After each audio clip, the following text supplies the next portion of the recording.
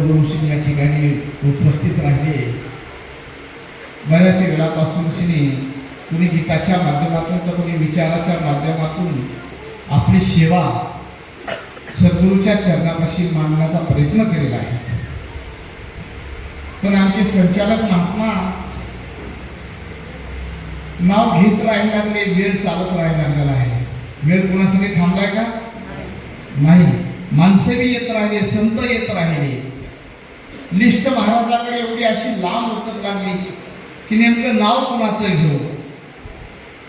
मग महाराजांनी काही नावं घेतली आणि शेवटला दासला सांगितले की महाराज यादी तर भरपूर आहे, आता माझ्याकडे जेवढं नाव घेता येतं तेवढे मी नाव घेतले, पण ज्यांचे काही नावं राहिलेत ना ते ज्या लोकांना जे काही बोलायचं होतं ते तुम्ही बोलून टाका. बरेच लोकांची यादी राहिली म्हणजे त्यांची इच्छा होती का ते बोलून टाका म्हणजे तुम्ही. मला काय हरकत नाही, काय बोलावं. इथं बोलणं म्हणजे मला समुद्र आहे आणि समुद्रामध्ये पावसाचा थेंब पडल्याप्रमाणे महाराज इथं सगळे ज्ञानवान, गुणवान, भाग्यवान, पुण्यवान लोक आहेत महाराज आणि तुमच्या चरणाचा विलास आहे. आज या ठिकाणी खरोखर महाराज पाहायला मिळाला, आनंद वाटला महाराज. मी सकाळपासून इथं आलो पण मला कोणी माणसं दिसतच ना. तुम्ही म्हणता ह्याला काय दिसते? सकाळपासून बघतो मला कोणी माणसं दिसत ना. मला नुसतं दिसायला, मला जिकडं बघितलं तिकडं देव माणसं दिसायला लागले. देव माणसं. पुण्या गल्लीत गेलो, पुण्या घरात गेले की देव माणसं दिसताना मला देव माणसं दिसायले. आणि आज साक्षात समोर माझ्या भीती कोण दिसायला लागले? देव माणसंच महाराज. हे देव माणसं झाले कशामुळे महाराज? ह्या गुरुकृपेमुळे झाले. दृष्टी बदलली, सृष्टी बदलली. आणि आज उपस्थित आवर्जून ज्ञानप्रचारक महात्मा भोसलेजी, आबाजी आज त्यांच्या समोर बोलण्याचा प्रथमता योग आहे. काय बोलावं महाराज अशा महान एवढी संतापाशी. पण तुम्ही संत नाही बापा पावलत आहात. तुम्ही बोटाला धरून पुढे नेणारे संत आहात. पोटाला धरून नेणारे नाही, बोटाला धरून नेणारे. पोटाला धरून नेणार नाही, पोटाला धरून नेणारे ते नोठावर असतात. हे लक्षात राहा. आणि आज इथं सगळे महाराज पोट तिडकीने सांगणारे भगवंत आलेले आहेत, संत आलेले आहेत. आणि या गावातले सरपंच, पोलीस पाटील, पदाधिकारी, तरुण मित्र मंडळ, बालगोपाळ, माता बहिणी, महापुरुष सर्वांनी हजेरी लावली. हे कशासाठी लावली महाराज? आज आमचे परम आदरणीय प्रफुल्ल पाटील काय त्यांच्या आईला सुचला असं होईल ना, त्यांच्या आईसाठी टाळी वाजवला असेल. कोणी कन्या पुत्र होती सात्विक दयांच्या हरिपाठे देवा. अरे आईला नवल वाटतं यात काही शंका नाही, पण त्या भगवंताला सुद्धा नवल वाटत असेल की एका आईच्या पोटी एक बाळ जन्माला आलं आणि त्या बाळाने पुत्र व्हायचा गुंडांनी लावा त्रिलोकी झेंडा सद्गुरू जीवनात आला. आणि त्या प्रफुल्ल पटेलसाठी आज एवढे संत महात्मे आले तर महाराज त्या नावातच अर्थ आहे, त्या नावातच अर्थ, त्या अर्थातच परमार्थ. प्र म्हणजे प्रकाश देणारा आणि फुल म्हणजे सुगंध देणारा. त्याचं नाव आहे प्रफुल्ल पाटील. आज त्या लेकरांनी जन्माला आला माणूस म्हणून श्री. मला त्यांचा इतिहास माहीत झाला बाबा. म्हणजे महाराज 3 चाकाचा रिक्षा दासकडे होता. 3 चाकाचा रिक्षा चालवला आणि 3 लोकांचा मालक भेटला. करपाय महाराज 3 चाकाचा रिक्षा चालवला, 3 लोकांचा मालक भेटला आणि त्या 3 लोकांच्या मालकाने आमच्या प्रफुल्ल पटेलला मालकच करून टाकलं. बघा हे मालकाच आहे महाराज, मालकाच आहे. गेल्या 2 वर्षापूर्वी माझी भेट झाली त्यांची. ज्ञानेश्वर मध्ये एक मूवी आलेली महाराज. ज्ञानेश्वर मध्ये ज्ञानोबा राय सांगतात झाड गाडीचे झाडाची जर ओळख करून घ्यायची असेल तर फुलावरून कळत असते. तसं महाराज संताची ओळख कशी ओळख आहे ते नंतर दास सांगणार की प्रफुल्ल महात्माचं माझं पहिलं दर्शन झालं आणि तेही त्यांच्या नजरेने दासला बघितलं, माझ्या नजरेने त्यांना बघितलं आणि तेही शब्द दिलता त्यावेळेस की महाराज तुम्हाला आमच्या गावाकडे यावाच लागेल. गेल्या वर्षी आलो उरणला, आलो महाराज. खरोखर महाराज त्या उरणमध्ये असं वातावरण निर्मित केले की म्हणलं बस इथं बसलेले सगळे माझे गुरुच महाराज. तसं प्रफुल्ल पाटीलला म्हणलं महाराज तुम्ही खरंच माझे गुरु आहात, कारण माझ्या सद्गुरूने मला गुरुच्या सांगते शाळेमध्ये घातलं आणि तेव्हापासून मला गुरु भेटला, तेव्हापासून माझं जीवन सुरू झालं आहे. जर तुम्ही गुरु भेटला नसतात तर मला सद्गुरूपर्यंत आलं नसतं आणि मी सद्गुरूपाशी आलो नसतो तर देवाची ओळख मला झालीच नसते. पहिले माझे तुम्ही गुरु आहात. म्हणून श्री महाराज त्या ठिकाणी भरपूर असे संत महापुरुष जमा झाले. बोलायचा वेळ काय आहे महाराज, काय बोलावा हा प्रश्न पडतो. पण इथे जमलेल्या प्रत्येक माणसाला वाटतंय आपलं जीवन सोन्यासारखं असावा. इथे जमलेल्या प्रत्येक माणसाला वाटतंय आपलं जीवन सोन्यासारखं असावा. पण मला असं वाटतं की आपलं जीवन सोन्यासारखं नसावा. का?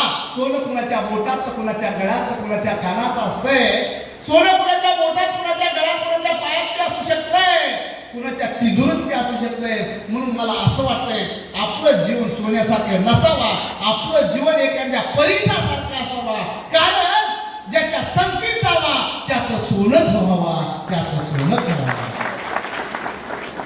मायबाप तुम्ही इथं सगळे परिसासारखे आले, तुमच्या संगतीत जो आले ते सोनं बनले. अरे कोण कुणाच्या संगती दिलाय? महाराष्ट्र संतांची भूमी. या संतांच्या भूमीमध्ये ज्ञानोबरायांच्या संगतीमध्ये एक रेड्या गेला तो देव झाला. ज्ञानोबरायांच्या संगतीमध्ये एक लाकूड गेला तो देव झाला. ज्ञानोबरायांच्या संगतीमध्ये दगड माती गेली ते देव झाला. पण ज्ञानोबरायांच्या संगतीमध्ये माणसाला जाता आलं नाही. एक मूर्धा गेला आणि त्या मूर्ध्याला देव करण्याची ताकद त्या संतांमध्ये होती. एक मूर्धा गेला आणि मूर्ध्याला जिवंत करून ज्ञानेश्वरी नावाचा ग्रंथ लिहिला आणि तो मूर्धा देव झाला. पण जिवंत माणूस कधी देव झाला का? देव झाला जिवंत माणसापासून जिवंत माणसाला देव झाले. म्हणून माझा समयच्या विद्यमान सद्गुरू जिवंत माणसाला ज्ञान देतोय आणि जिवंत माणसाला ज्ञान देऊन देवाची ओळख करून देतोय. त्याला सांगतो बाबा जन्म मिळाला हा खरा आहे, पण जन्म करणं हा महत्वाचा आहे. जन्म मिळाला हा खरा आहे, पण जन्म करणं महत्वाचं आहे. अरे संसाराची सुरुवात गोड आहे, संसाराची सुरुवात गोड आहे, पण संसाराचा शेवट मात्र कडू आहे. परमार्थाची सुरुवात कडू आहे, पण परमार्थाचा शेवट मात्र गोड आहे. आणि संत जनानो परमार्थ कशासाठी करायचा आणि संसार कशासाठी करायचा?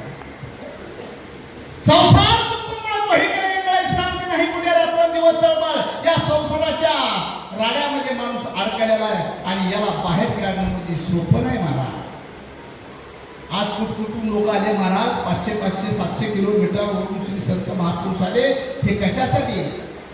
आमच्या प्रफुल्ल भाऊचं प्रेमच आहे महाराज. एवढं प्रेम आहे का? त्या सद्गुरूने एक भक्त घडवला, त्या एका भक्ताने अनेक भक्त घडवले महाराज.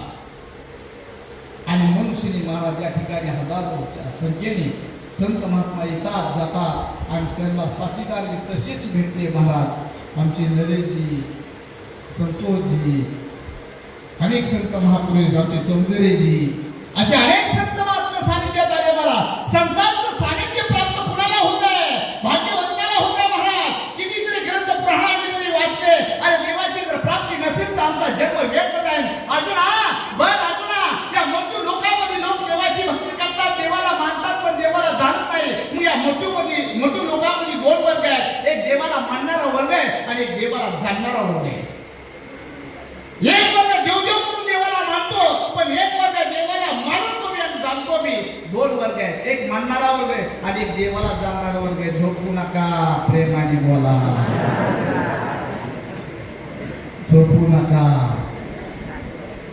झोपलेल्या माणसाला उठवण्यासाठीच हा सत्संग आहे. मला दिसतंय तू सगळं. कारण महाराज जे झोपी जाईल त्याला बक्षीस मिळेल, उठून जाईल त्याला बक्षीस मिळेल, पण शेवटपर्यंत बसेल त्याला आशीर्वाद मिळेल. त्याच्यामुळे गुरुच्या दारात झोपायचं नाही आणि कानाने कधी ऐकायचं नाही. मी माझ्या कीर्तनातून सुद्धा सांगत असतो, प्रवचनातून सुद्धा सांगत असतो, कानाने कीर्तन प्रवचन कधीच ऐकायचं नाही. जर ऐकायचं असेल तर डोळ्याने ऐकायचं. डोळे इकडे लावायचे महाराज, आणि जर कानाने ऐकलं की सगळं आमचं चित्त त्या चेपलीत जात आहे. कुणी नेतं का काय, कुणी नेतं का काय, कुणी नेणार नाही महाराज. ज्या दिवशी तो नेणारा तुम्हाला येईल का महाराज, तुम्हाला कळणार की नाही. कवाशी घेऊन जाईल. महाराज सांगितलं पिंगळा महाद्वारी, ती यायच्या आधी आम्हाला सावध व्हायचंय. आणि म्हणून महाराज म्हणतात की बाबा हा जन्म मिळाला मानव प्राण्या 83,000 वर्ष घडल्याने एवढीच मिळालेला आहे. कशासाठी जन्म मिळाला. देवे दिला देह भरला गोमटा, तोया झाला फाटा बाधिकेचा. अरे मृत्यू लोकांमध्ये जन्माला आला. 83,000 वर्ष घडल्याने एवढ्या आडव्या बनवल्या. एकच मॉडेल बनवलं, ते म्हणजे माणसाचं उभं मॉडेल बनवलं. कशासाठी बनवलंय याचा कधी आम्ही विचार केला का. आम्ही कितीतरी देवधर्म केले, तीर्थवाड्या केला, जप तप केलं, होम हवन केलं. अरे पण या जन्माचं सार्थक कशासाठी हेच आम्हाला कळलं नाही. या मृत्यू लोकांच्या लोकांना माझी भक्ती करतात पण ह्यांना माझा ओळख झालेलीच नाही. पाठा येते मध्ये नवळते ज्ञान दैवत पूजिते नेते म्हणजे ज्ञान. अर्जुना बघ बघ बघ बघ सगळे स्वार्थी लोक आहेत रे. अर्जुना ह्या देहाची ओळख ह्यांना कधी होणार. अर्जुनाने सांगितले की दादा या मृत्यू लोकांमध्ये खूप अशी भक्ती चालू आहे.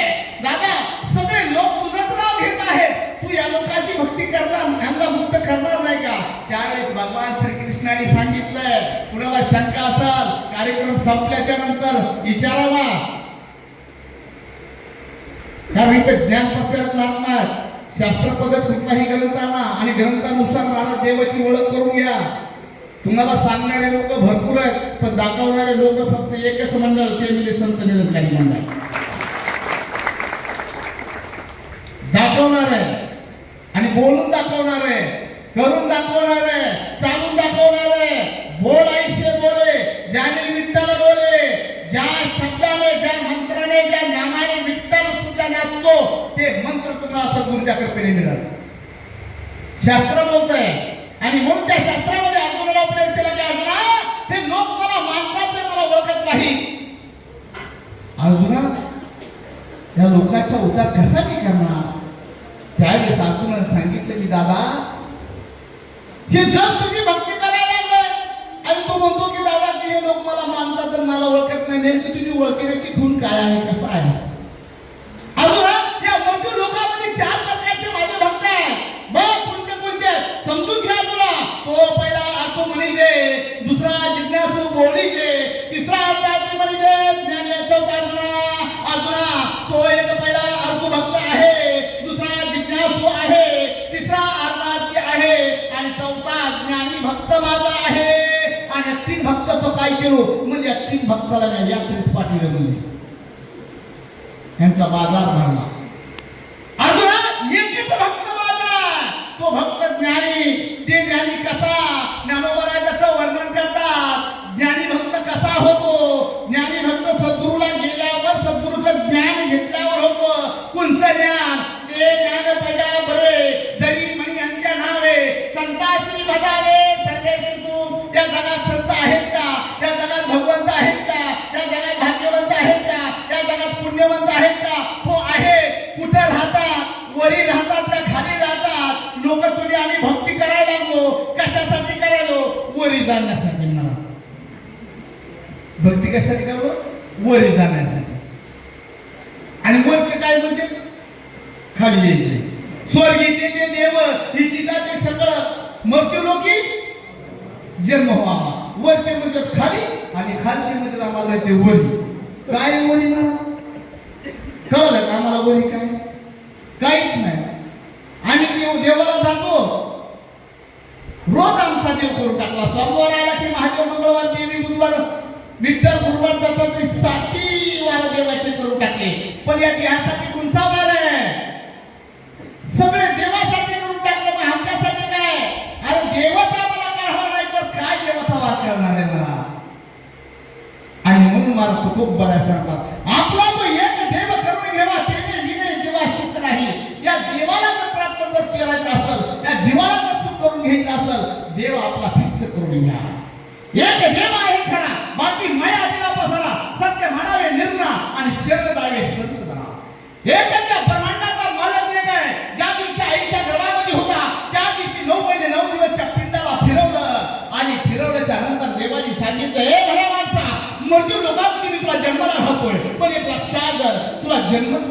यासाठी दिलाय, तुला देव व्हायचंय मृत्यू लोकांमध्ये जाऊ शकतो. काय व्हायचंय? बोलत राहा. मृत्यू लोकांमध्ये जाऊन तुला देव व्हायचंय. 9 महिने असं फिरलं, आईच्या पोटामध्ये 9 खंड फिरवलं, 9 खंड दाखवले आणि बाहेर जन्माला नंतर गुरुने हे 9 खंड दाखवले. बाहेर हे 9 खंड आहे, आईच्या पोटात बी 9 खंड आहे. जे पिंडीचे बघांडी 9 महिने फिरत फिरत राहिला आणि देवाला प्रार्थना केली, देवा एक वेळ या देवा एक वेळेस मला या नरकातून मुक्त कर देवा, मी मृत्यू लोकांमध्ये जाईन, तुझंच नामस्मरण करीन. देव म्हणला मी 83,999 येण्या निर्माल्या सगळ्या आडव्या केल्या, पण उपयोग नाही. ही एवढी हुशार आहे म्हणजे हिच्या विश्वास टाकून बघू. कोणत्या योनीवर? माणसाच्या जातीवर विश्वास टाकून बघू. 9 महिने फिरून आणला आणि शेवट देव वचन दिलं देवाला, गणपत वचन देवा मी मृत्यू लोकात गेल्याच्या नंतर देवा तुझं नामस्मरण करीन, मला सोड. देवावर विश्वास टाकला. माणसा या जन्मामध्ये सत्य होता येते, या जन्मामध्ये देवाला पाहता येते, या जन्मामध्ये माणूस होता येते आणि या जन्मामध्ये देव होऊन जाता येते.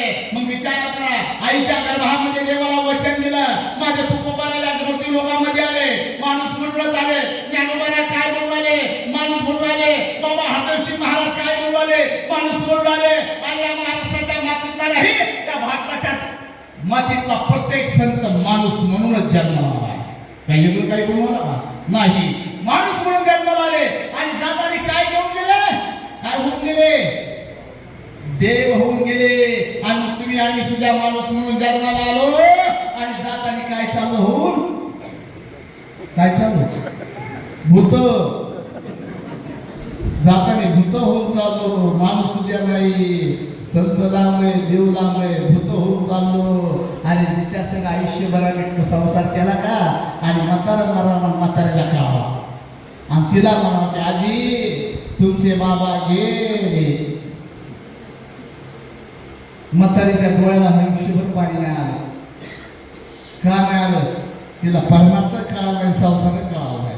आणि मग आमची शेवटची आंघोळ असते चौकामध्ये महाराज आणि त्या म्हातारीला म्हणजे आजी थोडं एखादा तांब्या घाला ना मुर्द्या मड्यावर. तर म्हातारी म्हणजे नको, म्हातारा माग लाग भीती मारा. कारण का जिवंतपणे माणसाची किंमत नाही आणि मेल्यावर आम्हाला माणसाचं भीव वाटते, भीती निर्माण होती. जिवंतपणे भेटतो, मेल्यावर माणसं भेटते. आणि मग कधी कशासाठी आला आहे जन्म हे कळालाच नाही म्हणून भेटतो ना. मग वचन दिलं, वचन दिल्याच्या नंतर देवाने सांगितलं तुझ्यावर माझा विश्वास आहे, तू मृत्यू लोकांमध्ये जाय, काय हरकत नाही, पण माझं नामस्मरण घे. विचार करा, 9 महिने दिवस झाले, झाल्याच्या नंतर बाळ जन्माला आलं. किती किलोचं जन्माला आलो?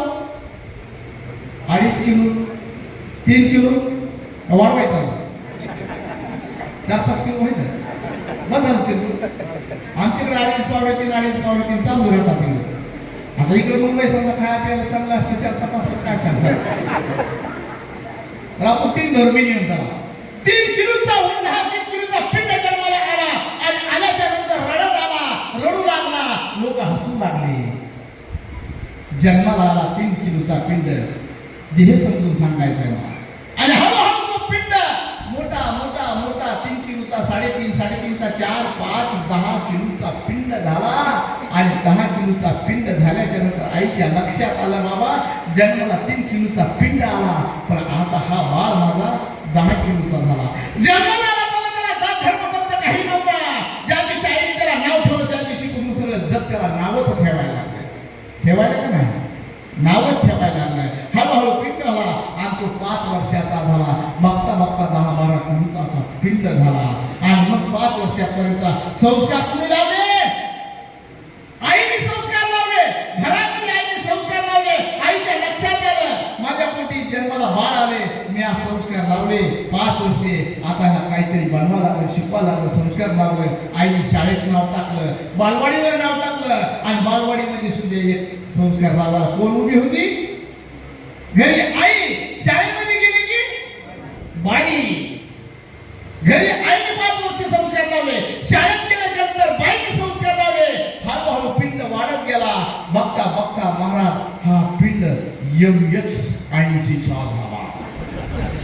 MS-80, MS-70, MS-100चा पिंड झाला.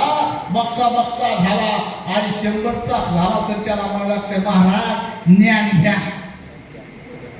त्याला काय म्हणू लागतंय? ज्ञान घ्या. ते म्हणजे आपल्याला कशाची गरज आहे, मला कशाची कमी, असा बोलतो मात्र पिंड. 3 किलोचा पिंड 100 किलो पर्यंत झाला. हळूहळू मला वयाचे 25-26 वर्ष लागलं. बालपणी आईने संस्कार लावले आणि शाळेमध्ये गेलं तर बाईने संस्कार लावले आणि महाराज हळूच वाढत वाढत 25-26चा झाला आणि 25-26 साल के बाद एक बाई जीवनात आली. आली का नाही? तुमची आली का नाही? आली का? लहानपणी आईने संस्कार, शाळेत बाईने संस्कार आणि 25 साल के बाद एक बाई आली जीवनामध्ये आणि त्या बाईचं नाव आहे आदि माया शक्ती. आणि जेव्हा ती शक्ती प्रसन्न झाली की हेने सुरू केली भक्ती आणि म्हणतो आय माय बहिणी खुशाल ठेव. 25 वर्ष माणसाचे डोळे उघडत नाहीत मला. मग ही 25 वर्षाच्या नंतर भक्ती सुरू केली त्यांनी. जन्म असाच गेला. तुकडोजी महाराजांना प्रश्न पडला. तुकडोजी महाराजांना देवाला प्रश्न केले की दादा देवाला विचारला, देवा सांगा मी काय करू, भक्ती करू का पोट भरू, सांगा मी काय करू. तुकडोजी महाराजांना प्रश्न पडला, माझ्या ज्ञानोबाला प्रश्न पडला, दादा आहे मी कोण करावा विचार म्हणे ज्ञानदेव निर्गतीचा. दादा मी कोण कशासाठी आलो याचा प्रश्नाचं उत्तर मला पाहिजे. संताला प्रश्न पडले, तुम्हाला प्रश्न पडले, त्यांनी संताला देवाला पूर्वी विचारला महाराज उत्तर. आता तुम्ही संसारामध्ये आम्हाला प्रश्न पडले, आम्ही कुणाला विचारतो प्रश्न? आम्ही बायकोला प्रश्न विचारतो. 25 वर्ष झालं, लग्न झाल्यानंतर आधी माझी शक्ती जीवनात आली, आल्यापासून भक्ती सुरू झाली आणि तिला प्रश्न सुरू केलं, सांग ना मी काय करू. कुणाला तुम्हाला विचारलं? अनुभव आहे का? आहे का? लक्षात आला? बायकोला प्रश्न केला, सांग ना मी काय करू, पाणी भरू का दळण आणू, सांग ना मी काय करू. बायको म्हणजे आता काय म्हणायचं म्हणते, पाणी भरू का दळण आणू, कारण सुचच मला नाराज काही मुंबईच्या जाळ्यात अडकला ना. मग मुंबईच्या जाळ्यात तू जर बाहेर काढायचं असेल तर मला त्याला फक्त संतच करतात. मग देवाने आम्हाला कशासाठी जन्माला घातलाय? माणूस होण्यासाठी, देव होण्यासाठी. मग देव झाला का तो? नाही झाला. पण शेवट महाराज कुणी आता MA 30 पर्यंत झाला तरी महाराज मुलांचे लग्नच व्हायचे ना, माणसं कवा व्हायचे. मग लोकांनी विचार केला, 25 वर्षाचा पूर्ण झाला, 25 वर्षाच्या नंतर त्याला कळालं देवाने आम्हाला देव होण्यासाठी पाठवले. मग आमचे घरचे लोक म्हणले, महाराज हे देव काय होण्याच्या लायकीचं नाही, म्हणजे पात्रत्वाचे नाही, त्याला काय करा म्हणजे आता काय करा, नवरदेव करा म्हणजे नवरदेव. देव तर होतच नाही, त्याला नवरदेव करा. मग आता नवरदेव केला महाराज वर्ष वयाच्या 25व्या वर्षी. नवरदेव कसा करतील महाराज? कोणची राख लावा लागते त्याला? बुका लावा लागतो, राख लावा लागतो का? नाही. त्याला काय लावा लागतंय? बोलत ना, काय लावा लागतंय? हळद. बरं हळदच लावायची कशामुळं हे माहिती का? कशासाठी? नसरबाई समजून घ्या. कारण आमची माय लहानपणी महाराज आम्ही जर पडलो तर कुठं पाय फिरफुड पडा सुजलं तर आई काय करायची आम्हाला? हळद लावायची आहे का नाही? तशी महाराज हा नवरदेव बनवा म्हणजे ह्याला नवरदेव बनवा. आणि नवरदेव बनवलं सवय अंगाला हळद लावली महाराज. आमच्या बहिणी म्हणतात पाठीला लावा, तोंडाला लावा, पोटाला लावा, पायाला लावा, सगळ्या अंगाला लावी. का लावते माहिती का? ह्या येड्याला कळतच नाही महाराज. लावा म्हणते, शिक्षा म्हणते, लावा अंगाला. कारण अजून काही 1-1.5 तासांनी आता सावधान व्हावे. होणार हेच संसाराच्या बेडीत अडकणार आणि हळद लावायची याच्यासाठी संसारातला मुका मार महाराज लय लागतो. त्या मुकामार कुठं लागल सांगता येत नाही, म्हणून त्याला आधीच लोक हरत जावते. त्याला देव होता नाही आलं, त्याला नवरदेव करा म्हणजे त्याला नवरदेव. आणि बजरंगबलीच्या दारात गेला म्हणते बजरंगबली झालं का नाही नवरदेव. ते बजरंगबली म्हणजे मी संन्यासी, मायापाशी एवढं काय उपयोग आहे तुला. अरे मी संन्यासी, मला कशाला सांगायला मी झालो का नाही नवरदेव. तुला देव होण्यासाठी पाठवले, झालं का नाही नवरदेव. बुटाळ घालून गेला. बजरंगबलीने बघितलं आणि सांगितलं, जसा तू बुटाळ घालून आला तसा घरी गेल्या गेल्या ह्याच बुटाळाने तुला मार बसणार, कारण तू संसाराच्या बदलात अडकाला मारा. मग विचार करा संतांच्या म्हणून हा देवे दिला देव बजरा मोठा तुया झाला फाटा बाधिकेचा. जन्माला आम्ही याच्यासाठी आलो, देव होण्यासाठी, संत होण्यासाठी, माणूस होण्यासाठी. आम्हाला माणूस होता आला नाही, देवही होता आला नाही. महाराज म्हणून समयचे विद्यमान सद्गुरू सुदीक्षा सरिंदर हातेर शिंदे महाराज इथे प्रत्येक जाती धर्मातल्या लोकांना माणूस बनवण्याचं कार्य करीत आहे. आणि म्हणून तिथे बसणाऱ्या लोकांना सांगतो बाबा की निरंकारी मंडळाला लांबून बघू नका, निरंकारी मंडळाला लांबून बघू नका, निरंकारी मंडळाला धर्मात बघू नका, निरंकारी मंडळाला जातीत बघू नका. निरंकारी मंडळाला बघायचं असेल जवळ येऊन बघा. निरंकारी मंडळ बोलले, निरंकारी मंडळ पुढे जातीचा प्रचार करत नाही, निरंकारी मंडळ पुढे धर्माचा प्रचार करत नाही. निरंकारी मंडळ एका जातीचा प्रचार करतोय, ती जात म्हणजे माणसाची आहे. आणि निरंकारी मंडळ माझा सद्गुरू माणसाच्या जातीला देव दाखवतोय, बाकीच्या जातीला हे लक्षात राहा. काय माणसाला ईश्वराची प्राप्ती करता येते, पशु प्राण्याला नाही. आणि पशु प्राण्याला जर प्राप्ती जर झाली असती महाराज, आज पशु प्राणी देव झाले असते. पण महाराज त्या पशु प्राण्याला अक्कल आहे, पण माणसाला अक्कल नाही. माझ्या माऊलीच्या दारामध्ये रेडा गेला, रेडा गेला झालो. महाराष्ट्र संतांची भूमी, संतांच्या भूमीमध्ये माऊली ज्ञानोबा ह्यांचा उद्धार झाला. माऊलीची विटंबना करणारे कोणी आज महाराष्ट्राच्या मातीमधले लोक होते का? माझ्या तुकोबाराची विटंबना करणारे याच मातीमध्ये लोक होते का दुसरे पाकिस्तानचे आले नाही? काय केलं माऊलीने या जगाला, काय सांगितलं? आणि या जगाला जाग करण्याचं काम माऊलीने केलं. या जगाला जाग करण्याचं काम तुकोबाराने केलं. आणि या जगाला आज माझे संत निरंकारी मंडळ माझा सुदीक्षा सरिंदर हातेर शिंदे महाराज तेच काम करीत आहे, जागा करायचं काम करत आहे.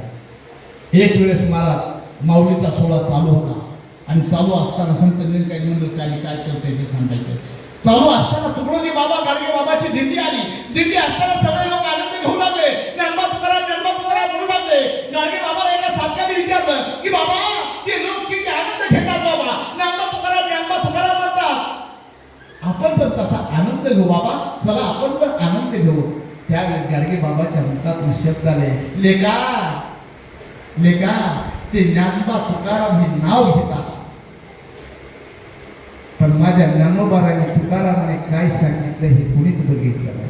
ते नाव घेतात तो त्यांचा परमार्थ, पुण्यवंत व्हावे घेता सज्जनाची नव्हे. ज्ञानोबा तुकोबाराचं नाव घेता तो त्यांचा परमार्थ लेका, पण आपला परमार्थ काय? जशा दिंड्या जेवण करून पुढे जात्या आणि पुढे गेल्याच्या नंतर जो झाल्याने घाण असते का, जी झालेली घाण असते का, दिंड्या निघून गेलेलो तो कचरा साफ करणे म्हणजे आपला परमार्थ आहे.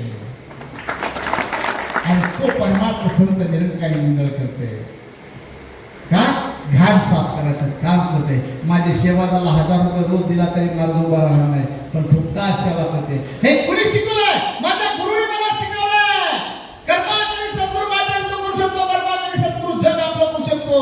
आणि सद्गुरूची कृपा ज्याच्यावरती झाली, आज आमच्या प्रफुल्ल पाटलावरती कृपा झाली, म्हणून महाराज महाराष्ट्राच्या कानाकोपऱ्यातून लोक इथे आले. महाराज काय करू शकत नाही सद्गुरू, काही करू शकतो महाराज, फक्त संत काही माता धरित असत भावे ते नाही भेटे देव आपोआ. दुर्मिळ सांगितलं, देव नाही भेटणार तरी चालेल, पण संत भेटणं गरजेचं आहे. जर संत दर्शन दुर्मिळ आहे, आज संत जर भेटला नाही तर जीवन सुधारणार नाही महाराज. मग आज या तुमच्या गावामध्ये संत आलाय, देवाची ओळख करून देणारा संत आलेला आहे, देवाची प्राप्ती करून घेणारा संत आलेला आहे. त्याच्या चरणी नतमस्तक व्हा आणि आपला तो एक देव करून घ्यावा. पण महाराज आम्हाला देवच जर नाही कळाला आणि मग आम्ही भक्ती कुणाची करायची?